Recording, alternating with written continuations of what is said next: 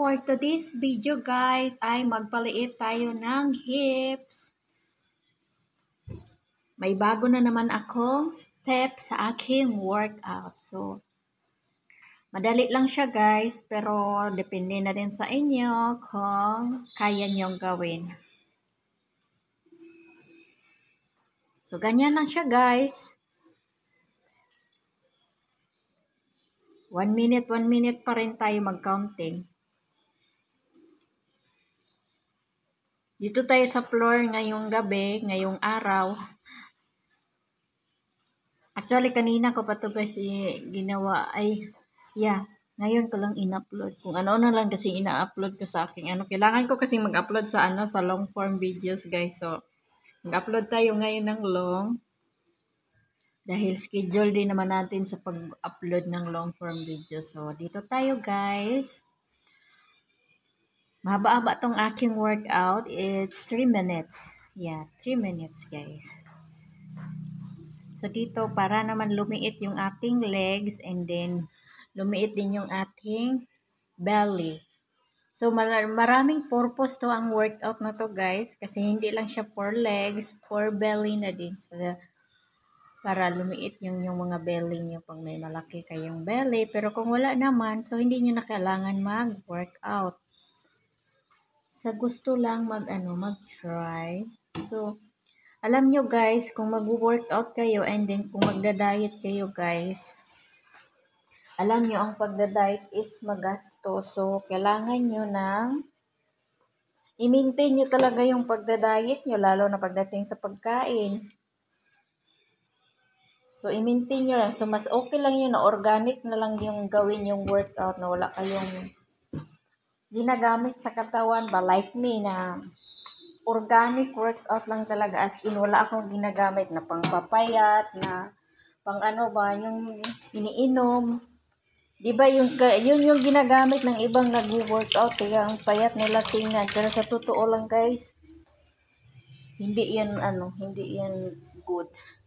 Kasi yung mga tao na basta lang sa katawan, na-amaze lang sa katawan nila. Pero ang totoo guys, may ginagamit sila sa katawan nila para mabilis silang pumayat.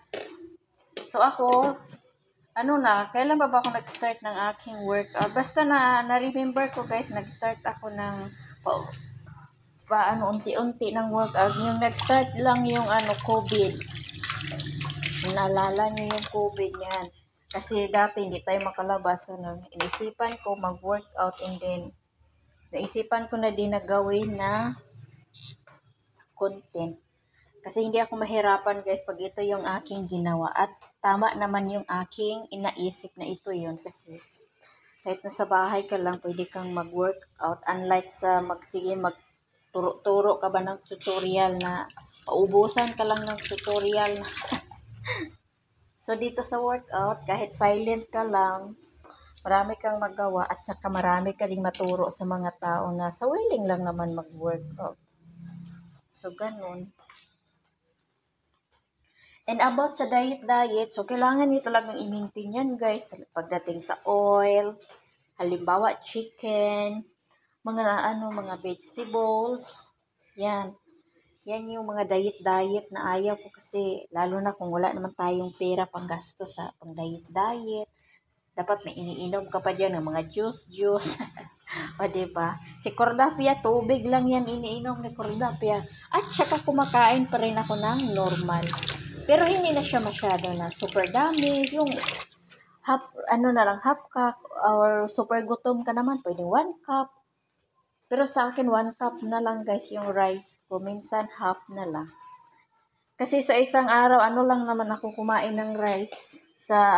Kung hindi ako makakain sa breakfast, sa gabi, kumain ako ng rice. Ganun. 1/8 lang.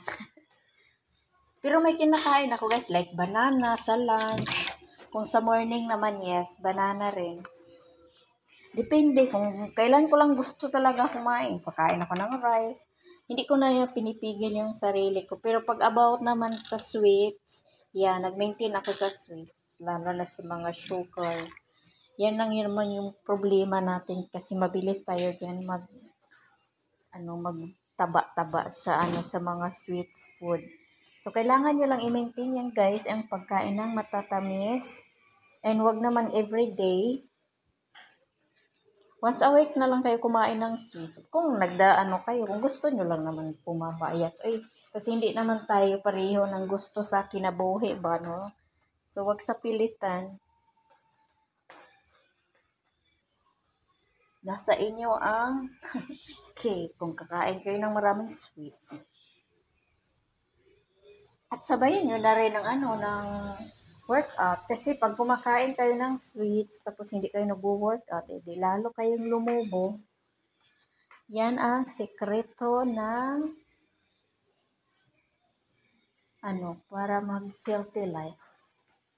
Ako guys, luckily guys, isi-share ko na sa inyo na sa isang taon, parang hindi ako yung nagkasakit na ng bonggang-bongga.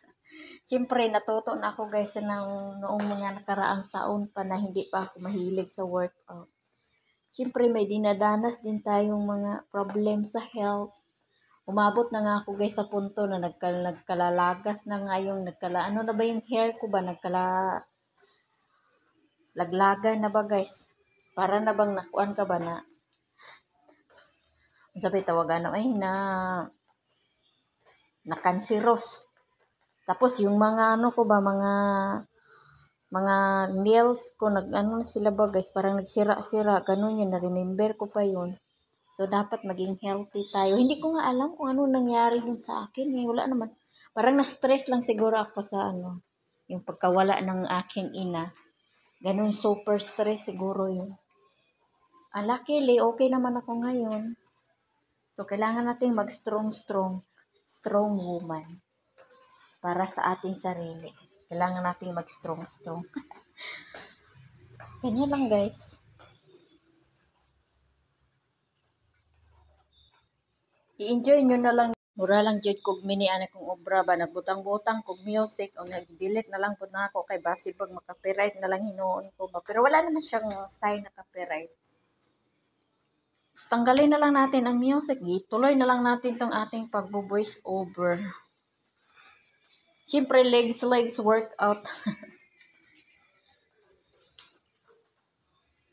Sige, workout og legs ba niya. Maura maghihapon ko ang legs. Okay raman, pero okay raman ko ang legs, 'di ba? Ganyan talaga kasi maliit naman tayong babae. Hindi na expecting naman diyan. Maliit din yung ating legs.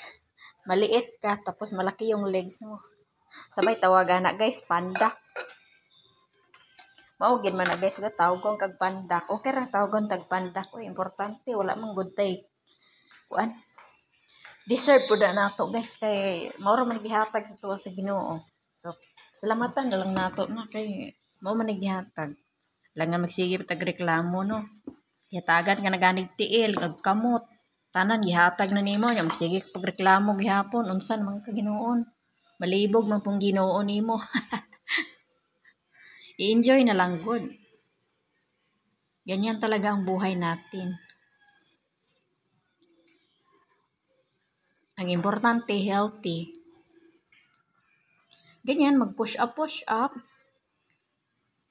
Sa akin, ginawa ko lang 30 second kasi kakahingal kayo mag-push up. Kung alam nyo lang. Pero kung masanay naman kayo, kaya nyo na 1 minute. Pero sa akin, 30 second and then resting 5 second or 10 second. Then, back to naman to push up. Diba? Para naman sumiksi yung ating kalubutan, ating kalikuran. Diba? Magpapalaki na din tayo ng arms. Hindi na liliit yung aking arms kasi nag-push up. Ako diba yung pag-push up. Ano yung pagpalaki ng braso ba? So, syempre, nagbubuhat din tayo, guys. Hindi naman tayo mayaman, no? Na kailangan natin na may taga-buhat, may taga-dala. So, ako, lahat ginagawa ko, basta kaya ko lang. Magbuhat ng tubig. Ganon. Basta kaya ko lang gawin, guys. Ini-enjoy ko na lang. Hindi natin kailangan mag-arte-arte, lalo na kung wala tayong pera. So, ngayong araw ba, guys, parang walang nag-a-alarm na yung ulan. Every afternoon na talaga hanggang gabi. Ulan. So parang tinamad-tamad ako guys magbo-voice over. So naglagay ako ng music. So dito sa dulo, magbo-voice over ako kasi baka maano tayo ba mabigyan tayo ng award. So simplehang workout lang to guys. Actually kahapon ko pa tong workout, kayon ko lang inedit kasi napakahaba. Mabot siya ng 30 minutes. So inedit ko lang siya guys. Hindi naman pwede na i-upload natin lahat yun. So yung piliin lang natin yung maganda siya. So habang kumakain ako dito ng dinner, so magbo-voice over para na din may kausap ba habang kumakain. Yung aking ulam is bangus na boneless. Boneless bangus. Ano bang tawag yun eh? Basta bangus. Para lumiit-liit yung inyong guys, yung hips nyo. Iba-iba na tong aking workout kasi hindi naman pwede na lagi na lang ganyan. Baka tayo sa ating katawan ba. So dapat iba-ibahin natin yung step by step para mag-improve yung ating mga bones. Yeah, mga bones natin ba para hindi na mag-steady yung mga natin sa katawan ba, mga varicose sa legs. Ako guys, meron naman akong varicose sa legs. Hindi naman siya yung varicose ba na kulay red, yung lang ba yung lang siya. Parang dugo lang ba. Ganyan lang yun ang aking varicose.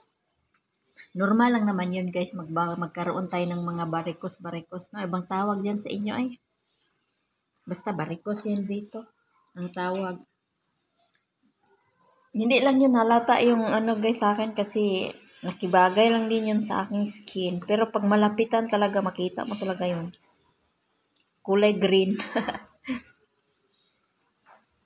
Yung about sa street smart naman, yeah, meron din akong street smart dito sa gilid ng legs. Pero hindi din siya masyadong makita guys kahit magsuot ako ng maikli na short. Oh, proud naman ako sa aking legs kasi kahit may mga scar yan. So dito na tayo